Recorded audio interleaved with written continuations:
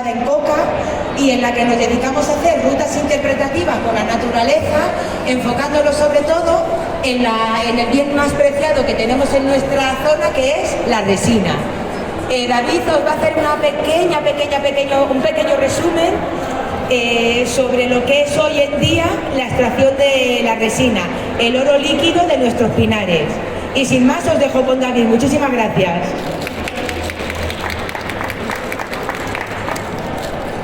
Buenos días, gracias por venir. Nuestra intención hoy es haceros un pequeño acercamiento al mundo del resinero y de la extracción de la resina, ¿vale? Normalmente es mucho más amplio, pero bueno, voy a intentar entretenerme en lo más fundamental. Lo primero que siempre empiezo diciendo es que, bueno, esto es un oficio centenario, que lleva casi con ninguna, muy poca modificación desde antes de 1900, ¿de acuerdo? Hoy en día podemos hablar de la extracción limpia de la resina, pero ya desde la época de los romanos tenemos documentos escritos en los que demuestran que se extraía resina de los pinos. Bien se hacían cachos, bien se les hacían canales y se dejaba caer al suelo la resina. Luego se recogía y se metía en unos hornos específicos que se llaman pegueras, que ya desde la época de los romanos hay documentos en los que te describen exactamente cómo era una peguera y es exactamente igual que las que había hasta hace 20, 30 años aquí en España. Bueno, para el que no lo sepa, antes de tener resina líquida y limpia, lo que se hacía era extraer pez, esa pez con la que se untaban las botas de vino, esa pez con la que se untaban los barcos navales de madera para poder flotar, ¿vale? Y eso, aquí, que yo normalmente tengo una muestra de todo, pues tenemos una pequeña muestra de lo que es pez, que es resina oscurecida, quemada, y aquí pues tenemos lo que sería el barrujo manchado con la resina, porque como os he dicho en un principio lo que se hacía era dejar que cayera al suelo. Y luego todo eso, este sustrato a lo bestia lleno de resina, se cogía y se metía en las pegueras. Las pegueras son unos hornos circulares en el suelo de manera cónica que suben como si fuera, ya os diría yo, una seta pero de estas de pico alargada.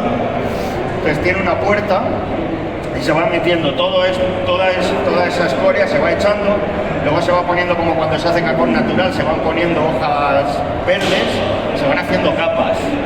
Una vez que haces las capas, la puerta que has dejado la tapias de ladrillo dejando una abertura.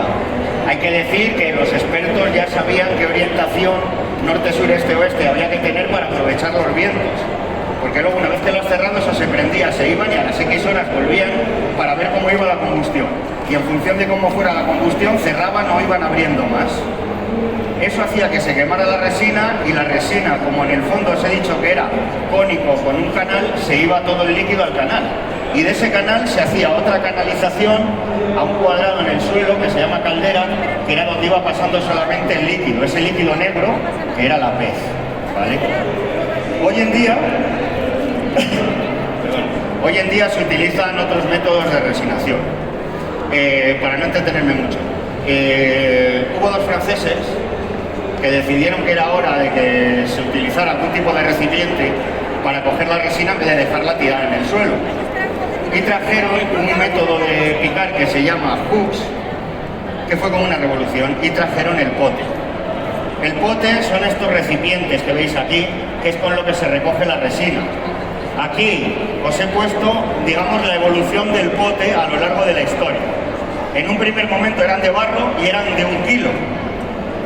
Después pasaron a hacerle de plástico. Después el de plástico de 1 kilo, pero con las orejitas que llamo yo. Que esto se dieron cuenta que servía para que apoyara aquí, en la chapa.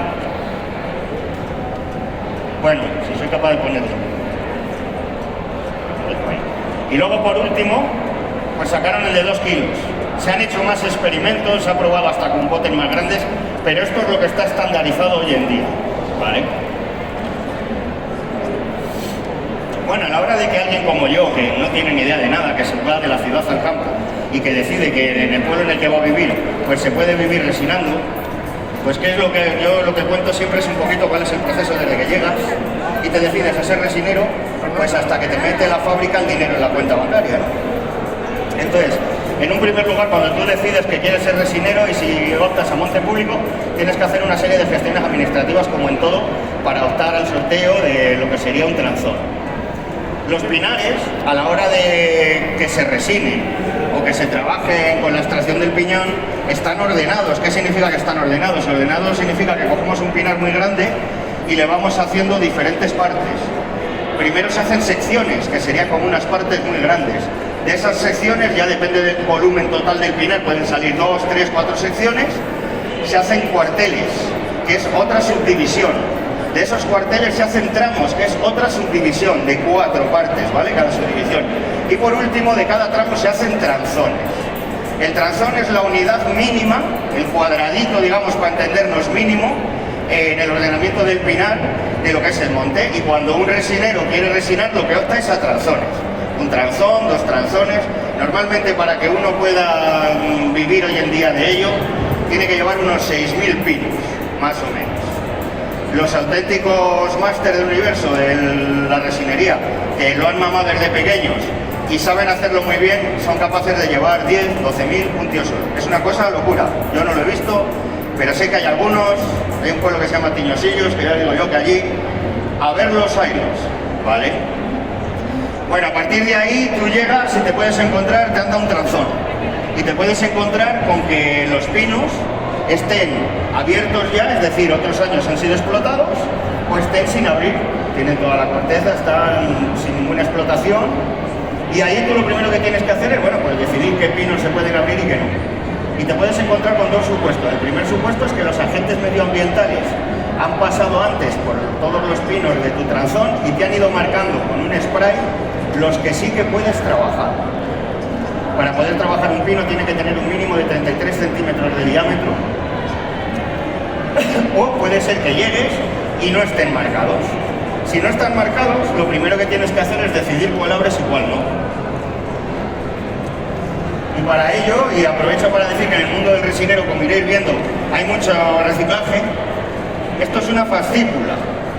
Esto no es más que 3 tablas puestos al diámetro en el que te permiten abrir, 33 centímetros. Entonces esto, el señor que me enseñó a mí a resinar en coca me lo hizo en su corral, en un momento, y me dijo, anda, toma, una fácil. Entonces lo primero que yo hacía era ir por los pinos y a una altura más o menos de mi pecho, que ya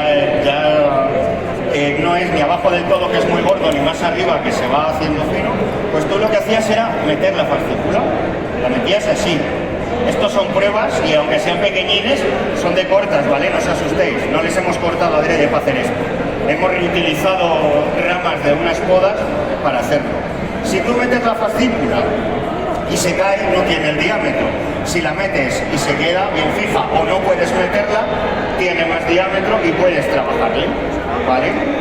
A partir de ahí tú te vas marcando todos los pinos y pongamos que ya lo tenemos todo marcado.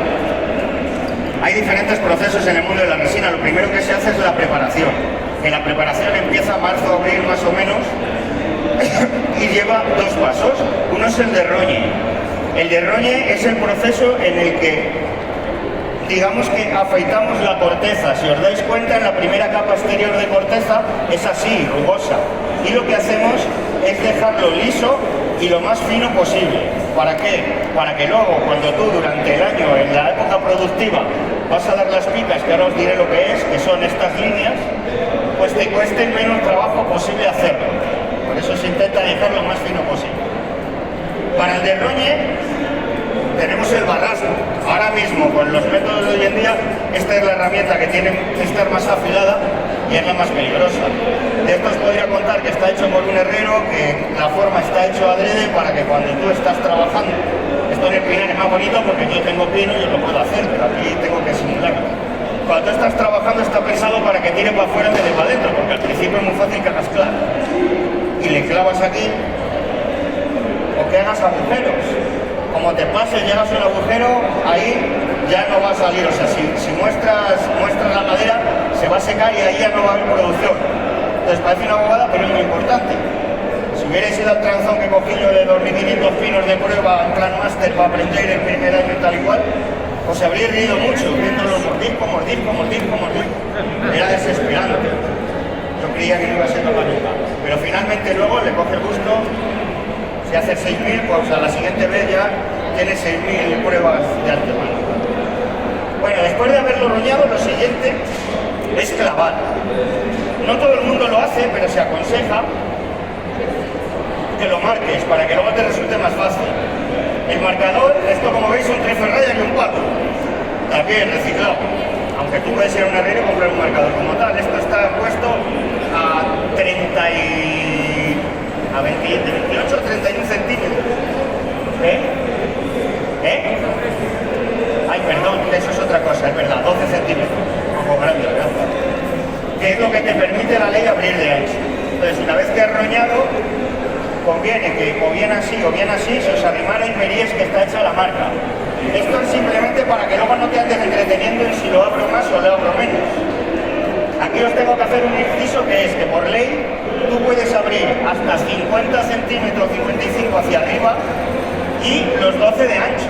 No puedes hacer lo que te dé la gana. O sea, no puedes llegar y abrir así de ancho o en un año hacer del suelo aquí.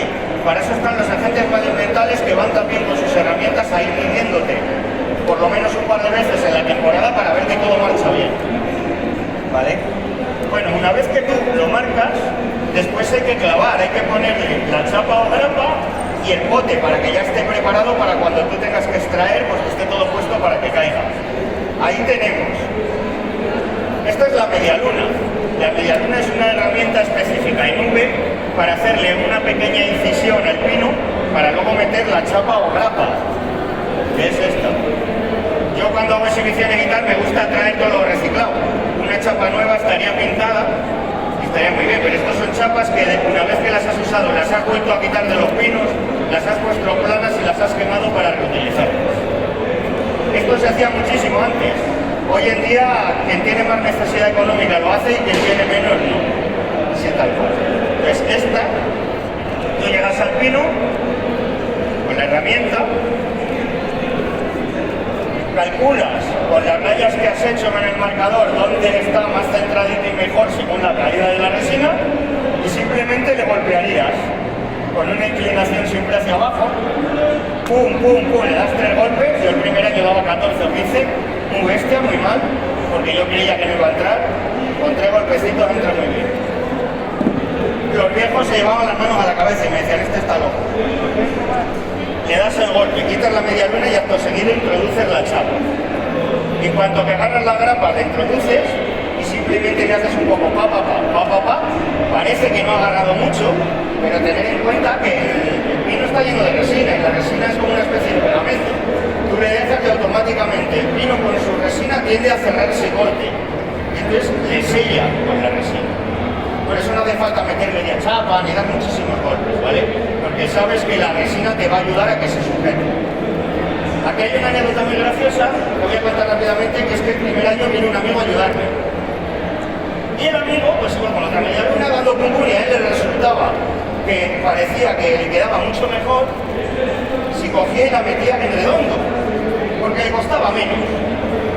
Y no me dijo nada, yo tampoco sabía, éramos piperos todos. Mete a lo mejor 200 pinos en redondo y hasta ahí no pasa nada. Pero claro, cuando ya pasó un tiempo, llegó el calor, pues esas chapas tenían mucha tensión. Y una de las veces que yo voy a picar me encuentro con todo un espacio grande de espinas que se habían saltado. Habían hecho ¡pa! ¡pa! Y se habían ido saltando una y entonces de repente te encuentras con que una masa bastante amplia de todo lo que tú estás trabajando se está cayendo la resina al suelo, porque están todas las chapas mal puestas. Entonces, te vuelves loco, lo sueltas todo, dejas de picar y te vas corriendo a clavar. Los viejos del lugar te dicen que como eres tan bruto. Tiempo posterior, estos mismos viejos, yo les llamo así cariñosamente, pues son mis másters, mis maestros, fueron a buscar a mi amigo y le engancharon por donde y le dijeron, oye tú, ¿cómo se te ocurre hacer eso? ¿Vale? Bueno, eso es una anécdota. Una vez que hemos clavado y hemos metido la chapa, como veis, si es el primer año, empezando por abajo, pues lo apoyas en el suelo y ahí haces un asiento, lo dejas planito y tal. Pero si ya van siendo años posteriores, lo que hacemos es clavar un poquito, esto también, nada más está regulado por ley, viene todo en el pliego de condiciones, lo que tú puedes y no puedes hasta dónde puedes clavar. Se clava una punta sin cabeza aquí abajo, por eso tengo ahí el martillito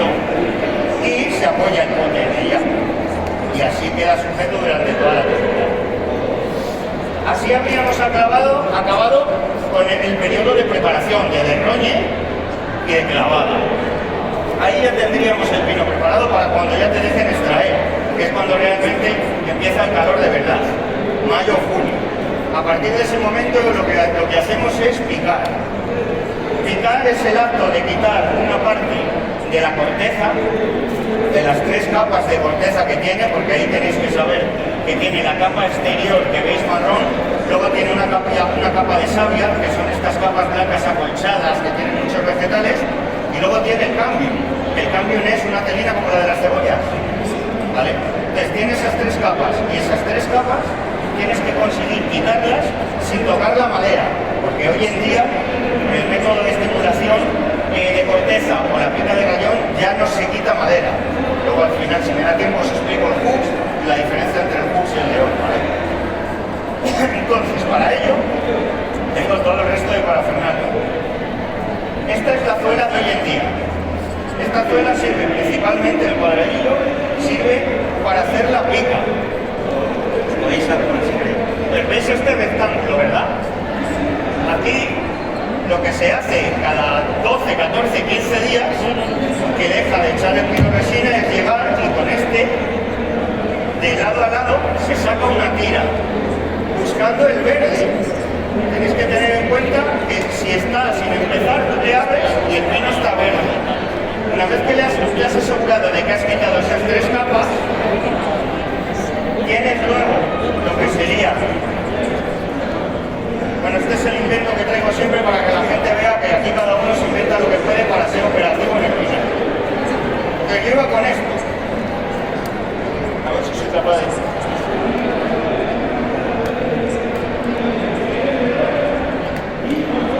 Este no lo estoy metiendo bien. Ah, este está roto, vale. Claro. Bueno, yo iba con esto y aquí tenía el ácido. La pasta que se usa hoy en día es ácido sulfúrico con escayola, en una proporción determinada. Por supuesto no he traído ácido ni escayola, pero todos los días lo primero que hacías en el pinar era tú llevabas tu bote de ácido, le abrías. Tenéis que saber que el ácido y la escayola disocian, o sea, tú haces el proceso para elaborarlo, pero cuando llegas al día siguiente y vas a empezar a trabajar, te encuentras con que el líquido está arriba y el sólido abajo. Yo tenía este palito, otro reciclado. Lo primero que haces es moverlo y unificarlo. Una vez que lo has movido y unificado, llenas este bote. Por eso aparecen cosas raras como una jeringuilla. Pues era para coger el ácido e ir echándolo aquí, ¿vale? Y una vez que lo tienes lleno, era muy importante que fuera boca abajo. ¿Por qué? Porque boca abajo evitas que se te haga aire aquí, ¿vale? Porque si no, tú cuando haces el gesto, aparte de que tienes que moverlo, por la cosa de que también se disocia para que se mezcle bien todo el rato, luego tú le das el cordón. Cuanto menos aire pueda haber aquí mejor, porque creeroslo que esto salta. Y cuando te enseñan te dicen, intenta apartarte, o sea, intenta hacerlo así, no así. Pero alguno, que es más listo que otro, pues nada más empezar se animaba mucho. Y si no llevas pantalla, no llevas protección y no haces esto y te salta al aire, pues vamos, que no es muy difícil que una gotita de ácido te caiga en los ojos. Al principio. Para eso, aquí en el medio, por ejemplo, llevábamos agua. Si tienes un accidente de ese tipo, pues mojar. Luego te ibas a donde tenías la furgoneta o el todoterreno y te echabas agua literalmente, porque ibas a duchar rápido, ¿vale? No es habitual, pero puede pasar.